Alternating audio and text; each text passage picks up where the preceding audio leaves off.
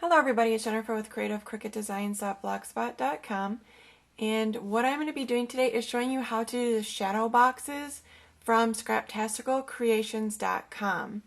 So what you're seeing right now on my screen is the Silhouette Studio for the Silhouette Cameo or the Silhouette SD.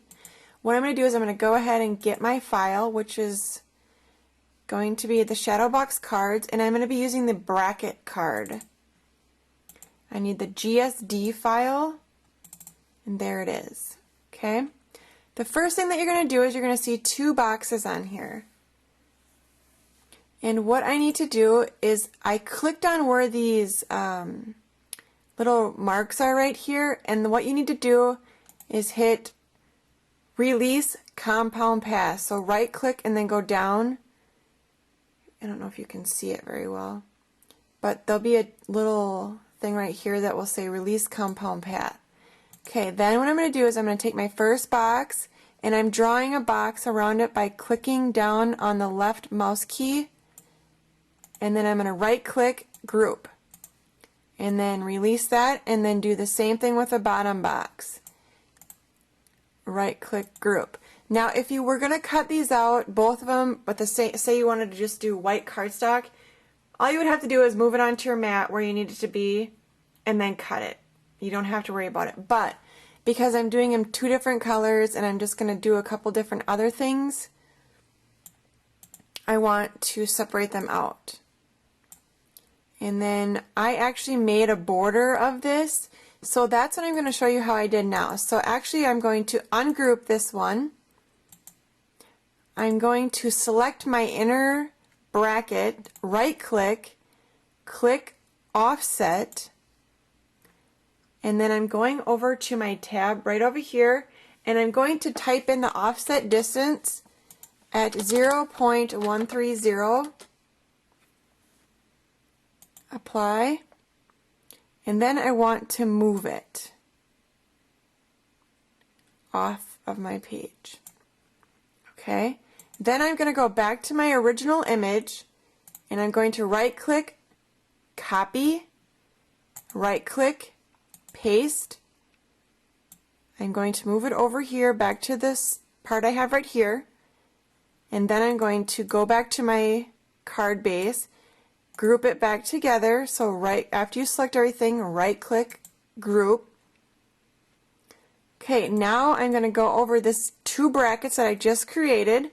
So I'm going to drag my mouse, holding down the left button, drag it over. I'm going to go up to this, open the Align window, and I'm going to click Center. That will center the smaller piece inside of the bigger piece. Now what I'm going to do is I'm going to select all images again. I'm going to go up to Object, and then let's see, which one is it? Modify, and then you're going to have Weld, Intersect, Cookie Cut, Clip, Remove Hidden, Shatter, Detach Lines, or Show Modify Options. I'm going to select Cookie Cut. Now what I've done is I've created this border. So it's going to cut out what's, let me select it, and then I'm going to choose a color. So what you see in black is what is going to cut out on your Silhouette SD or Cameo or whatever you're using. And then what you can do is come right over here once you've got it all cut out. See, like mine, you can see a little bit of the line, so I actually shrunk it down a little bit, and then I can still see a line right there, I believe. Maybe not. I just shrunk it down a little bit so that you don't get any of the white stuff showing once you have it attached to your card base or whatever.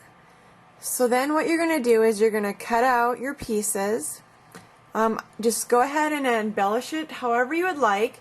I used the free baseball file.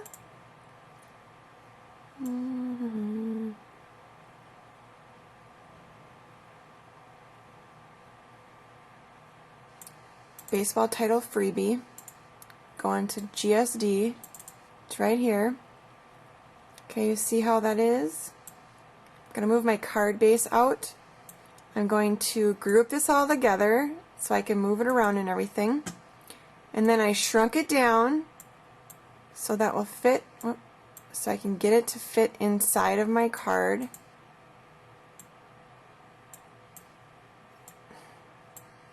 Come on. About that size. And then what I did is I right click, offset, which is what you're doing is you're creating a shadow. And I always do mine at offset distance of 0.130. Okay, then I'm going to separate it out, and then I'm going to do another offset. Bring it down to 130. And there we go. So my first one I believe I did in red. Then, can't remember which one is which. Then this one is white. And then this one is black. So then when I put them together, it'll be like this. Then I grouped it together, and then it'll go inside of here. And then for the baseball, I went to my store, and I have a baseball, which is right here, right here. And then what I did is I ungrouped it. So I'm going to select it, ungroup, and then I just want to get release compound path, and then once you ungroup it or whatever, you're going to want to right click and then go down to release compound path. And all I want is this piece right here, because I want that to be red. And then what I'm going to do is I'm going to select my two images. I'm going to go over to my top right to the align window, align center. No, not what I wanted. Don't do that. Okay, I'm just going to leave it. I'm going to color this white. And then I'm going to I've got it all highlighted, so I'm going to go down here.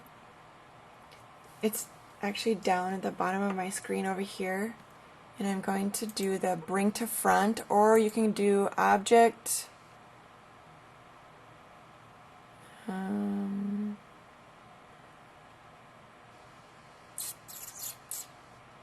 no, you can do right click and then right down here bring to front or bring forward, however you want to do it. Then I'm going to go ahead and put my red piece right back under it.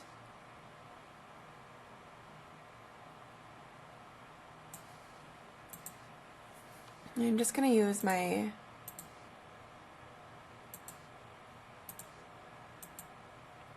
arrow keys. Once I have my red selected, I'm just going to kind of move it around, and then I'm going to go ahead and group it again. Right click, group. Okay, so I know that my card is going to look something like this when I'm all done.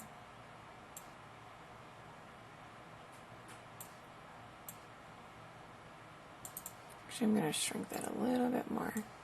And then I'm going to bring to front because I want it to be over the top of my baseball. It's still a little bit big. Like that. And then this piece I cut in black, which goes up behind my card. And then what I did is I cut my foreground to my card, which is this piece right here that I moved out of the way and I'm moving around. I cut it in white cardstock, and then I also used a baseball pattern because the pattern paper wasn't very thick, so I didn't want it to be all crumbly and bend and stuff. Okay, and then when I was all done cutting out my card and adhering everything together, this is what I came up with. So what I'm going to do is I'm going to drop you down here so you can see my card. I know the lighting's not the best, but so this is what it looks like when I was all done. Let me try to back this up. Okay, so then I have this is my pattern paper. Here's my piece. It's red. that I did the cookie cut on. My black is back there. My black cardstock, you can see white. It's just white right here. I adhered them together. And then what you're going to do is on your top piece, you're going to Mountain Valley fold it like this. Same on this. And then you're going to do the opposite on the black piece. And then you're just going to adhere the two pieces together right here with some glue. Okay? And then I just kind of did some stitching. I put the baseball right to the black cardstock, and then this I popped up on some foam squares. See how that is? And then, yeah, so that's how I did that.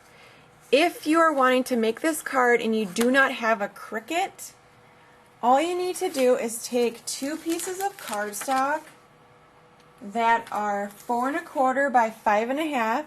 So you're going to cut it to 4 1/4, 4 1/4 this way by 5 1/2 this way.